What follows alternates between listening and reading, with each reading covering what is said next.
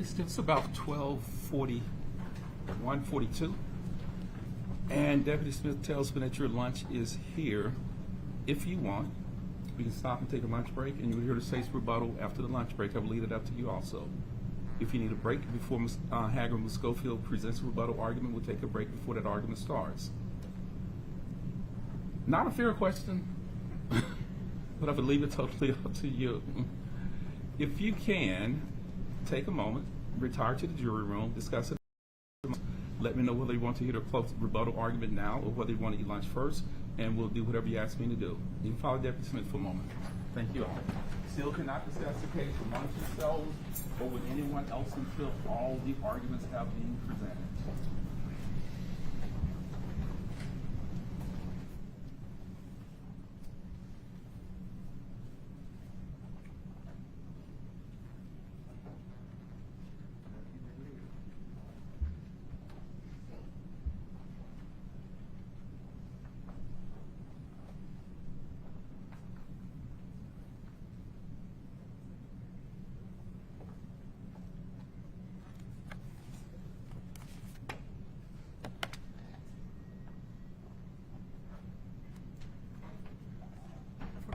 Is out. We'll take a recess for a few minutes, get an answer from the jury. You can leave everyone in the courtroom because they might have a quick answer. Then we'll have to take everybody out and put them back in. Call the court into recess, please. Cut all.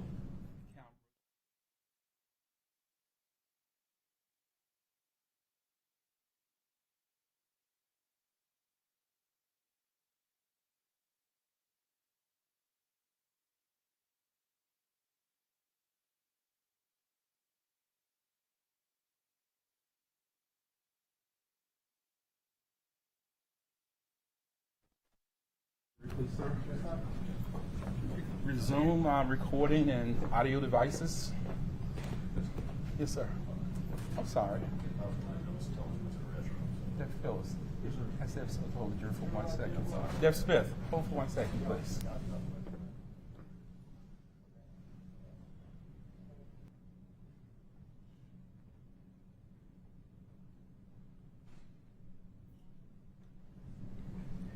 Thomas, my apologies. It would not start without you. Thank you for reminding us fair. Thank you. Call the court. Please. Court come to order. If you can bring in the jury, please, sir. Yes, sir.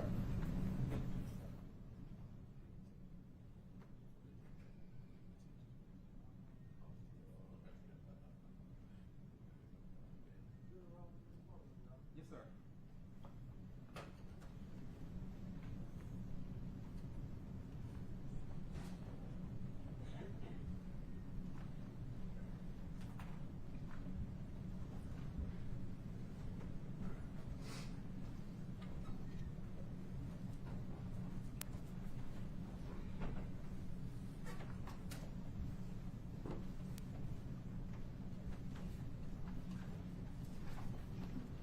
Thank you, ladies and gentlemen. Everyone can be seated.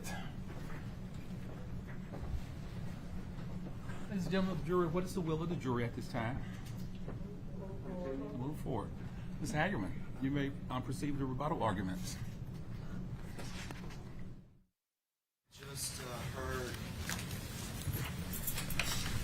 started with Proverbs, talked about 9/11 a little bit, 1780, and we ended with some sort of song.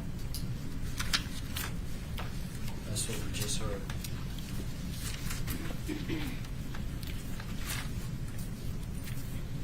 It's time to do some work.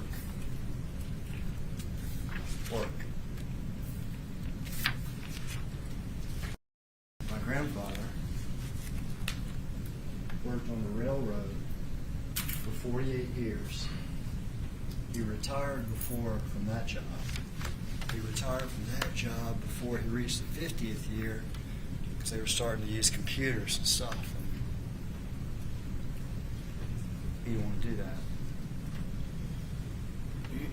So after he retired from the railroad, he got another job, and that was as a yard man. That's what he did for the last almost 20 years. And he didn't teach didn't teach me the value of hard work. He taught my dad the value of hard work, and my dad taught it to me. Now, we, together, aren't going to talk about Proverbs 17, 80, 9, 11, or some song. We're going to get down to the business of work. And we're going to talk about this case. This case. And when I say case, I mean the facts that we actually heard testified to in front of us. What I just listened to, Jimmy knows about tracking devices. That wasn't testified to. Jimmy knows about license plate readers hanging out at neighborhoods. That wasn't testified to. That they went to Atlanta in July to kill Lorenzen Wright. No. No one's ever said that. That's not the point. They went to Atlanta in June to kill Lorenzen Wright. How many things did we just listen to that weren't testified about at all? Claudia at the funeral took kids to the bath. What are we talking about? What are we talking about? The media asking him, what? We have sat here for 7, 8, I don't know how many days, and we've listened to witnesses who have testified about facts, and now it's our job to do hard work and actually talk about those facts we heard testified to and not stuff we did. And not stuff we did. Two things, two ways, I think, that can help looking at this case. And remember, you're the judges in this case, and what you're asked to bring into this courtroom is common sense. And there's two common sense ways we can look at this case. First, let's look at comparatively. Comparatively. And as we do this, we're going to work and we're going to clear up some of the misstatements, some of the things that aren't even true. Then I'm going to give you a second common sense way to look at this case. And then we're going to talk about some details. The devil's in the details. And we're going to see it comparatively. When you start a conspiracy with somebody like we did during voir dire, you better hope that one of the co-conspirators doesn't one day get caught and just tell it. Because if your co-conspirator gets caught and just tells it, it's over. It's over. And we have a co-conspirator, Jimmy Martin, who sat in that chair and who has been interviewed by law enforcement over 20 times since 2012, and who every time has just told it. Three things about his testimony. Three things. All C's. Consistency, corroboration, and then Mr. Perry's word. I'm okay using Mr. Perry's word. Contract. Mr. Perry told you that the state in 2012 entered into a contract, so I just listened to, with Mr. Martin, which says he can never be prosecuted. We're going to look at the contract. We have work to do.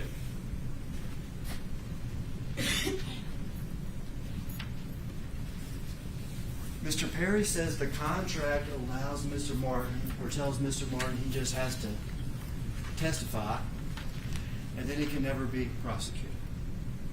This is an exhibit, this contract. Mr. Perry's a lawyer. I'm a lawyer, and anybody can understand this contract. Anybody can. Because we can just read it. As a condition of this agreement, contract, Jimmy Martin will at all times tell the truth, the whole truth, and nothing but the truth during these interviews. Doesn't even cover his testimony, but the truth, the whole truth, and the truth. And if he doesn't tell the truth, what does the contract say?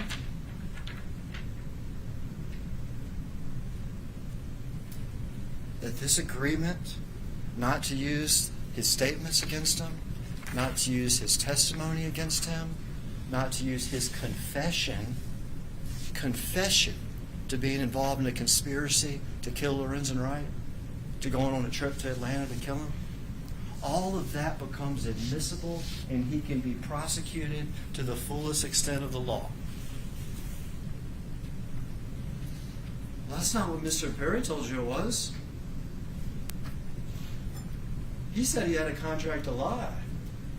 He said this document gives him a reason to lie, but in fact, this document gives him every reason in the world to tell the truth, or else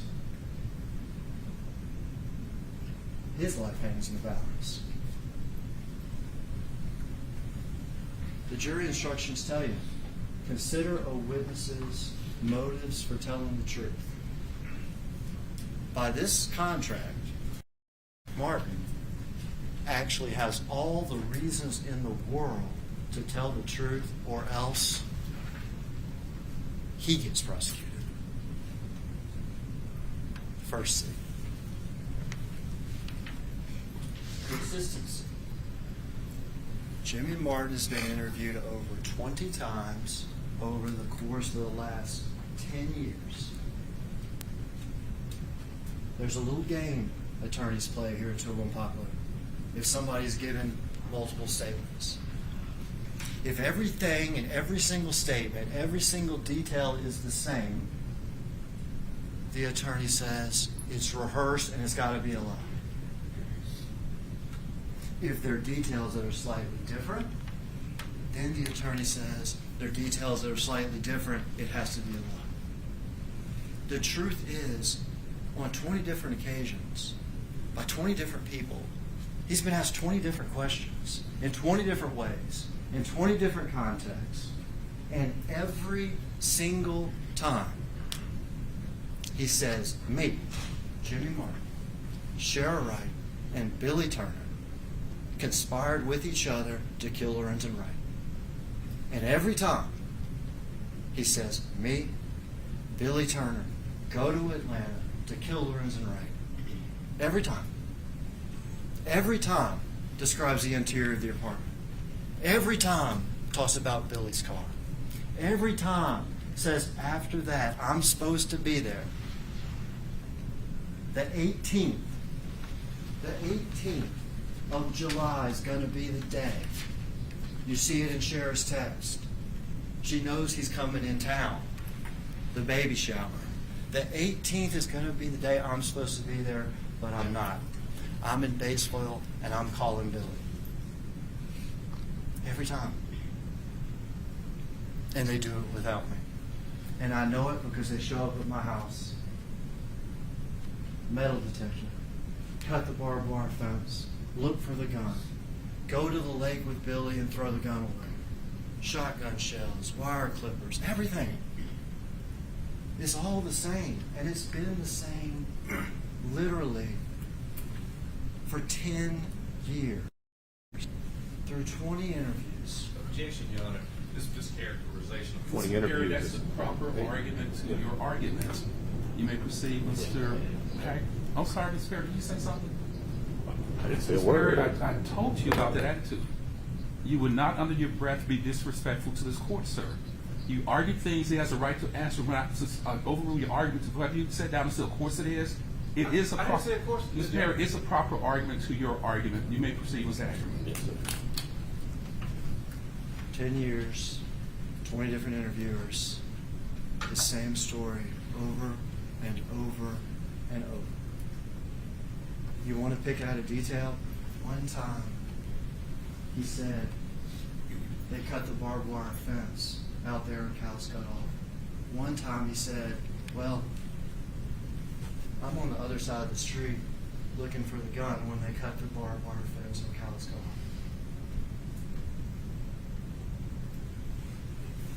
Is that the detail? Is that the detail we're supposed to use to throw out Jimmy Martin's testimony? That's absurd. That's insane.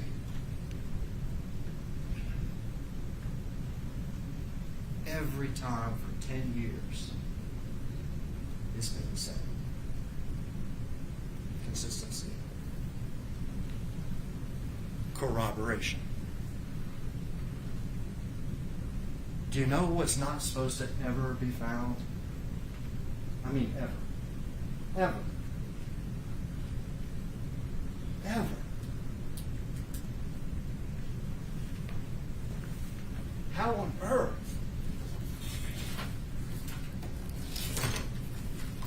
How on earth is this gun ever supposed to be found? You want to talk about corroboration? Is Jimmy telling the truth? Well, in 2012, he said there's a little lake. I'll draw you some crude little map. I'll walk you where Billy stood when he threw it, and I'll show you the area. And what do you know? What do you know? Never supposed to be found. Corroboration. I don't know her name. I don't know why she's there. But there's a pregnant woman who's in the house when we're meeting talking about killing Lorenzen Wright. Well, what do you know?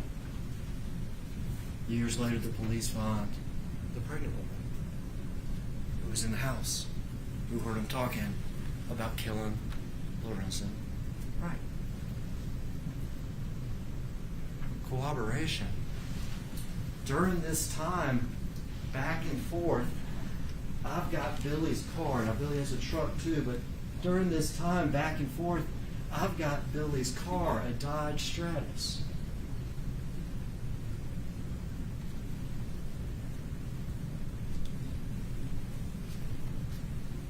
Where'd they find that car? Hidden in the woods for years behind Billy's cousin's house, who sees the news and then he needs to get rid of it. Corroboration. For years, I'm in Batesville when they do this. I'm supposed to be there. I'm trying to get in touch with Billy. I'm supposed to be there. I'm supposed to be in Memphis doing it, but I'm not. Well, C-Spire or Verizon or whoever it is, they're not in cahoots with Jimmy Martin. What do you know? But his phone's in Batesville, North Batesville, trying to get in touch with who? Just like he said, Billy Turner. So when you think about Jimmy, think about those 3 C's. A contract that says you've got to tell the truth or else you get prosecuted. The consistency through the years and years and years with investigators and investigators and investigators. And the corroboration. If a co-conspirator tells it, it's done for all of us. There was more than that. You heard from Claudia Robinson, school teacher. You saw the car pulled out of the woods. You saw the secret meeting set up in code after the release of the gun is found. You heard about Shara's text. You even read them, a code with Jimmy about the murder. You saw the text to Billy right before the murder. You saw the phone proof where Billy is not at his house. but instead his phone is on the move after midnight. And at 12:14, in the same area covered by Lorenzen Wright's 911 call. You saw Sarah's searches, didn't you? After they found the gun? How long do fingerprints stay on the gun after water? How long do fingerprints stay on the gun underwater? A weapon? A murder weapon? Billy Turner? Billy Turner? Billy Turner? Billy Turner?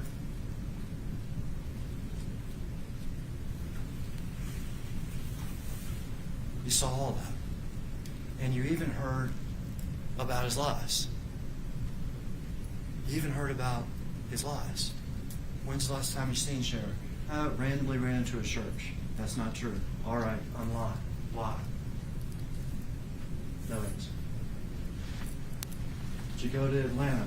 Yeah. Could you have been there when Jimmy was there? If I was, coincidence. All right. Why'd you go? Who'd you see? Family. Give me a name. Give me a nickname. Give me an address. Give me anything. No. Couldn't name anybody. Couldn't name anybody. You heard all that on top of each other. Jimmy corroborated, consistent with a contract to tell the truth, or else he goes to jail.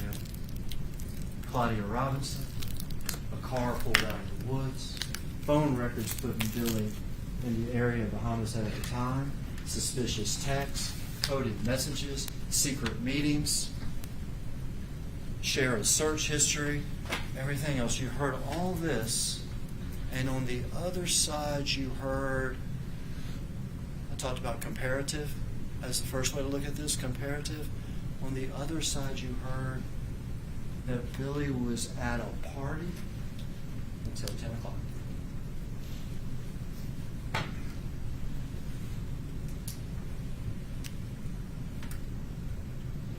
We're supposed to check our common sense at the door.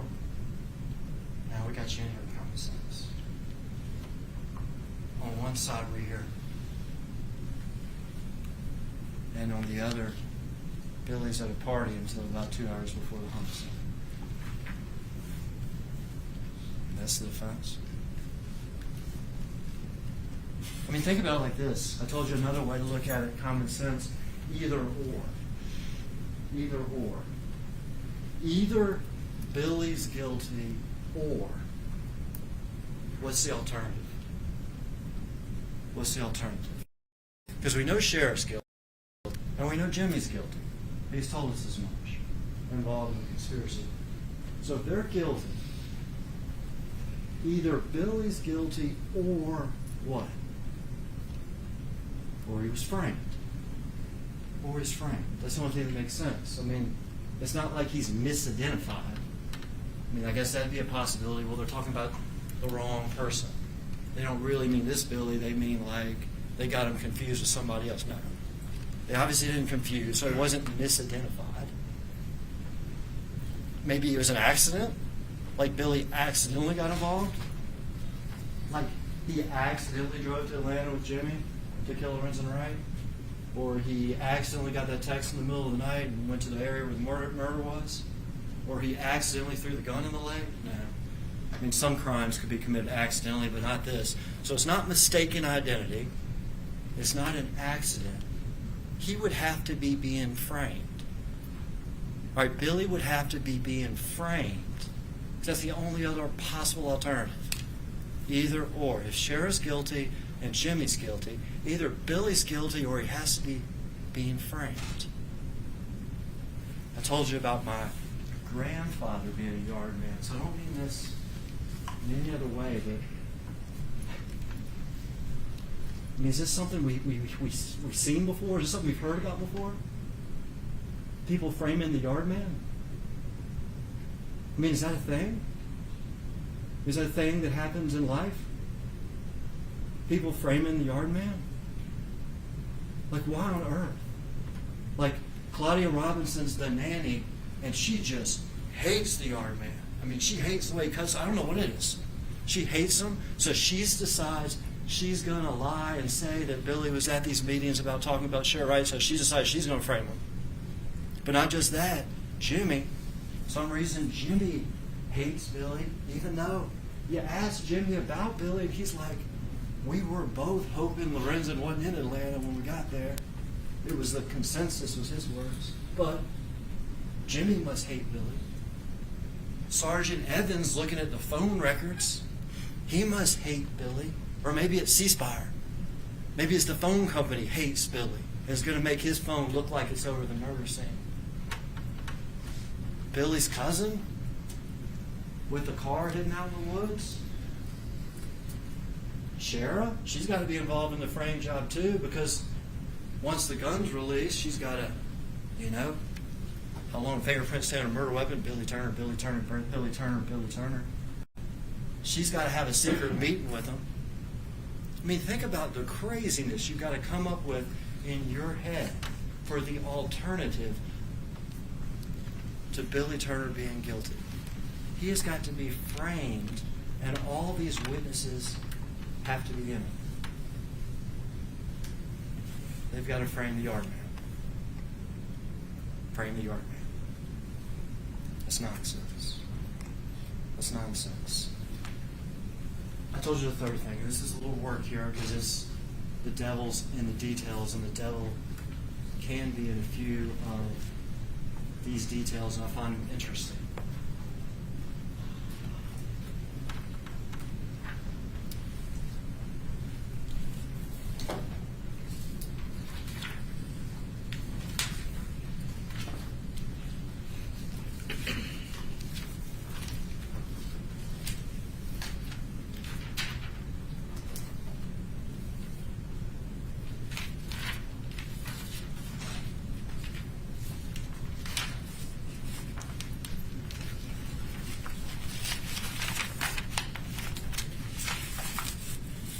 .47 p.m. the night of the murder. Shara Wright to Billy Turner. The last text she sends. We are 13 plus 12, 25 minutes away from Lorenzen Wright being killed. Mr. Perry suggested that this is an innocent text. We don't check our common sense at the door. It can't be an innocent text.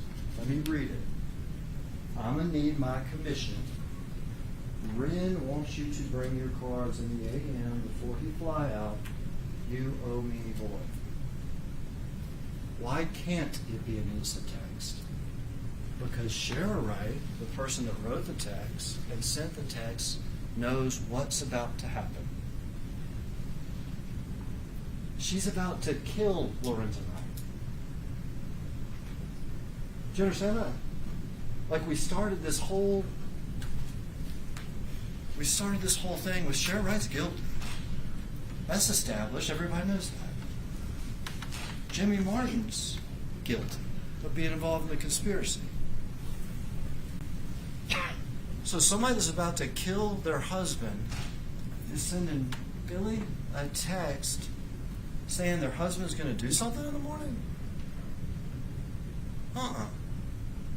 That's impossible. That doesn't make any sense.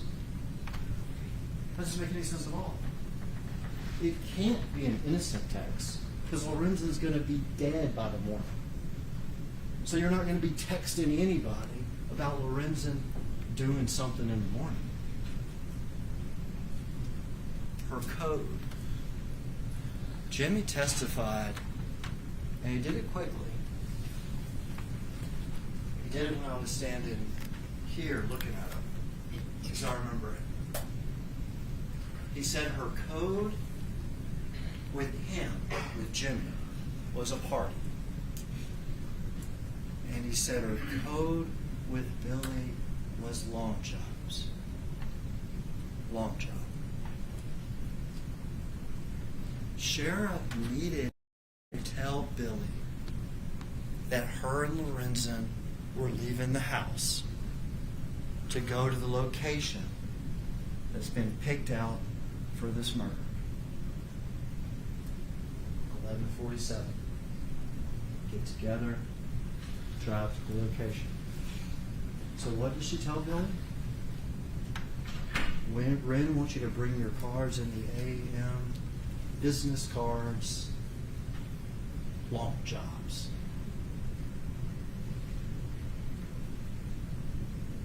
It's on. That's the code in that text.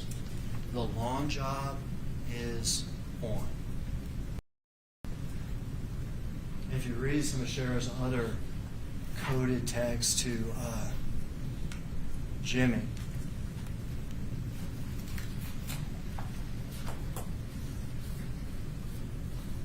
and to Billy,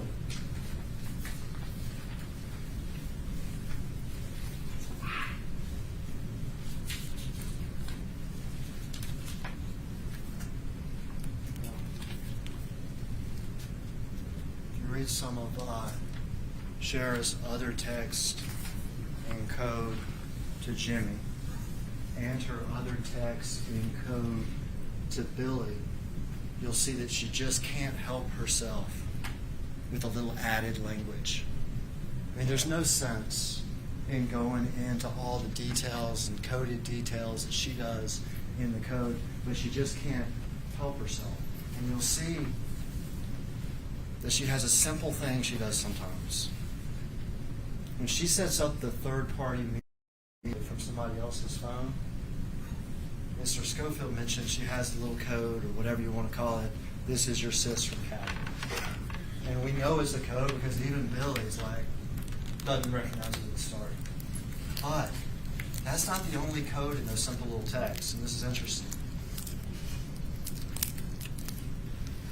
This is in response to Billy, how long are you going to be in town? A couple of days. And then she says, you should eat at TJ's. Anybody think that was weird when they heard it? TJ's?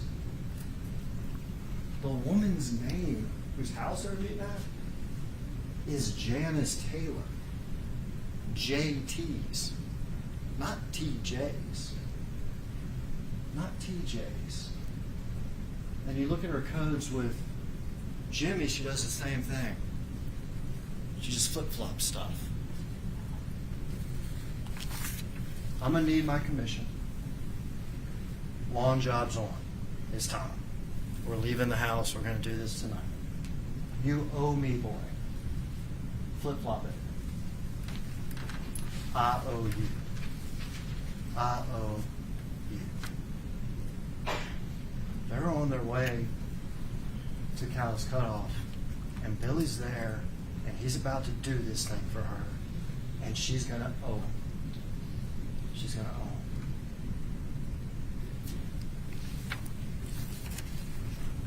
him. Devil's in the details. I've seen, as the phone person testified and as other people testified, some of you studying phone records and give you a caveat or a caution here.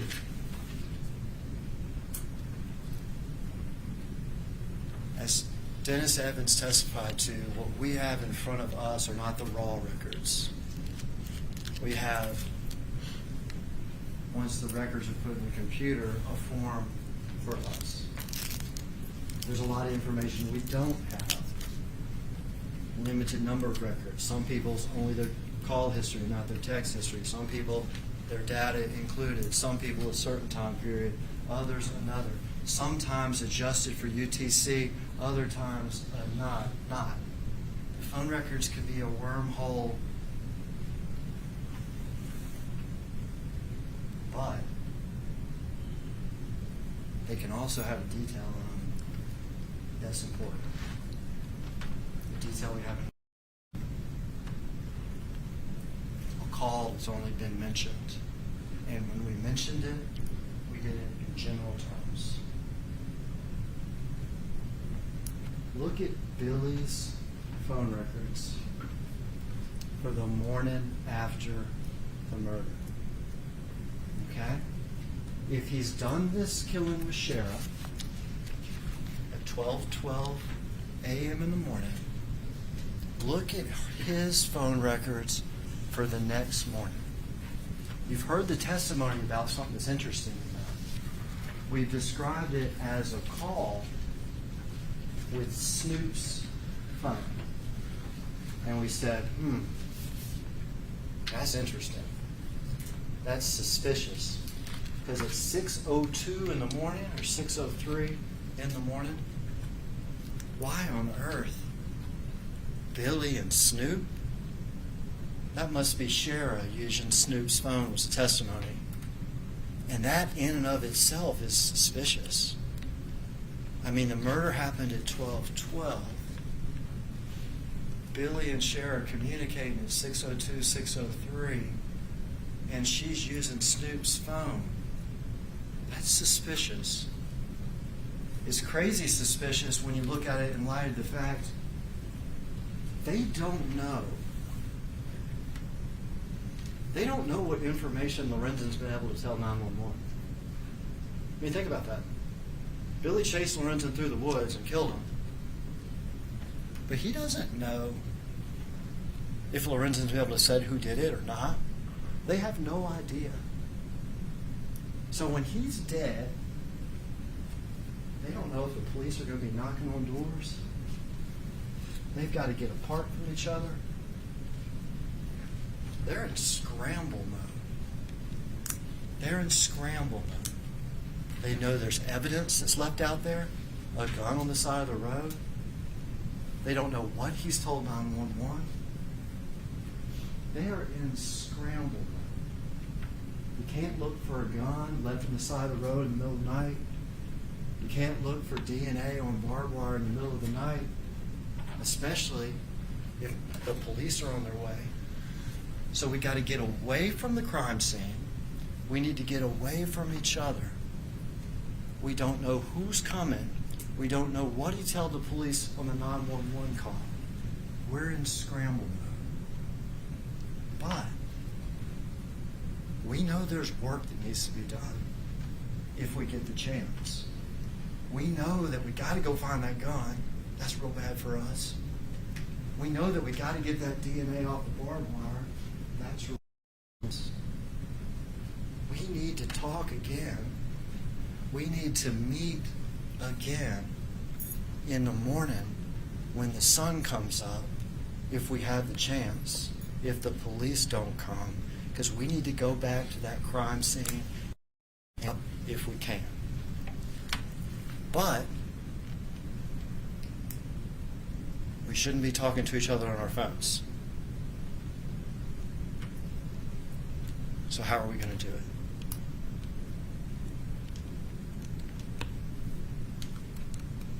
Crazy suspicious that they're talking on Snoop's phone the next morning, like it's been set up, like they need to talk, like they need to meet, like they need to go clean stuff up and cover stuff up.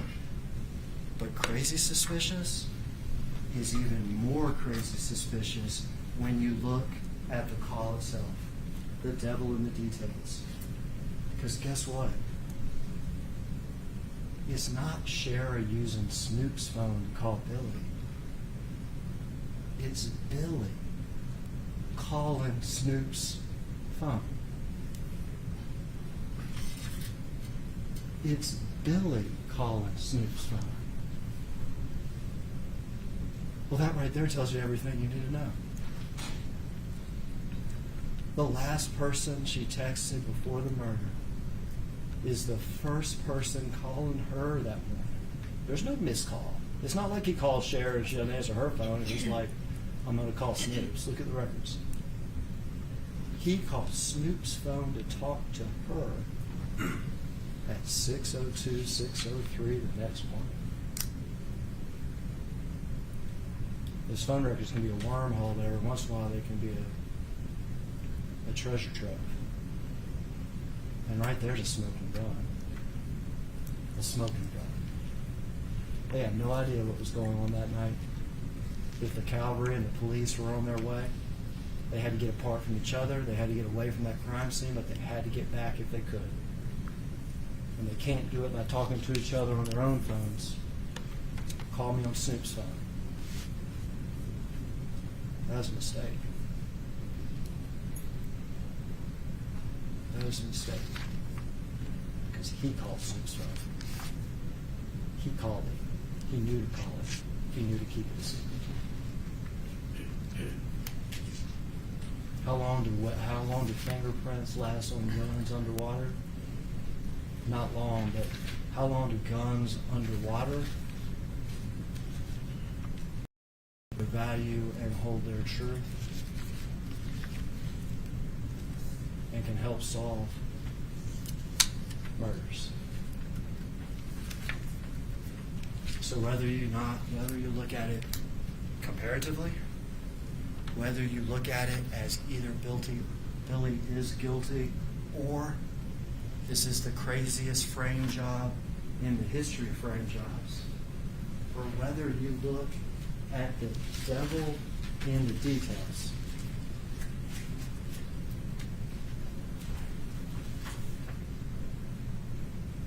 Billy Turner's guilty of being involved in a conspiracy to kill Lorenzen Wright. It's clear.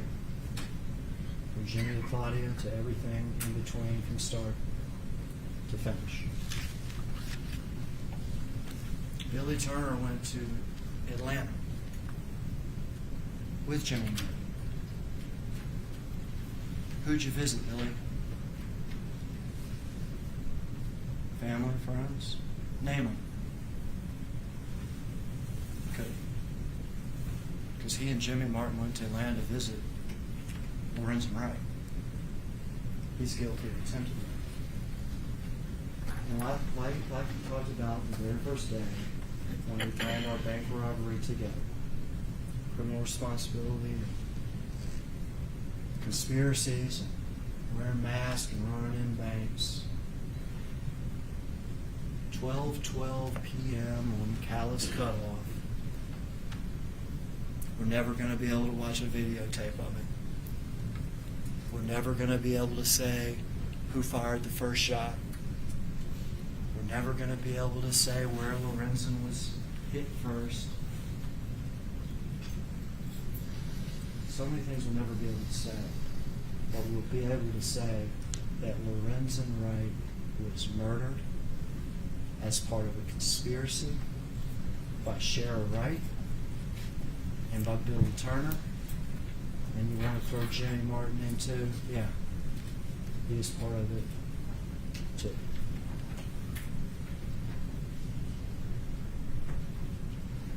It's not because he's an NBA star. I told you. My grandfather's a yard man. Everybody's life. Lorenzen's, Billy's, everybody's life matters. Everybody's life matters. And to suggest it doesn't is wrong. Find him guilty as part of this conspiracy. Find him guilty for going to Atlanta to kill Lorenzen. And find him guilty for murder in the first degree. For what happened 12:12 a.m. July the 19th. Callous Cutoff. 17th, 18th, 19th. They run together. You heard the 911 call. You know how he died. That's murder. Thank you, Ms. Hagerman.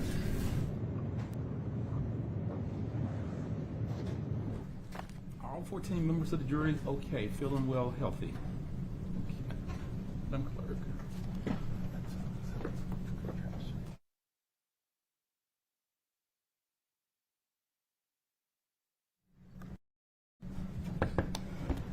So I read all of the law to you yesterday. It is now, Saturday. It's 1:33. If you want to start deliberating now, you may do so. You can eat lunch while you deliberate, or if you want to take a break and eat and then start deliberating again, it's up to you. Whatever you want to do. Do you have a preference as to whether or not you want to eat lunch first and start deliberating, or have a working lunch? Working lunch. Okay. The jacket. Trial jacket is this jacket. It has the indictment in it. It also has a charge in it. It is identical to the charge that you have. You cannot write on the charge or on the indictment. When you record your verdict, you will write your verdict on the jacket. Doesn't make any difference what's the front of the jacket. That's the style of the case, State of Tennessee versus Billy Ray Turner, 1705881. And it has the charges on the front of the jacket. Count 1, first-degree murder. Count 2, conspiracy to commit first-degree murder. Count 3, criminal attempt first-degree murder. You can write the verdict on the front of the jacket or the back, which has no writing on it. Totally up to you. As I told you on Saturday, there are 19 possible verdicts that you can reach in this case. When you start to deliberate, the first thing you do is select one of your members as foreperson. And when you deliberate in this case, you have to start with count 1 of the indictment, whether or not Mr. Turner is guilty or not guilty of first-degree murder. As I told you on Saturday, it's not a menu. It is not a multiple choice test where you look at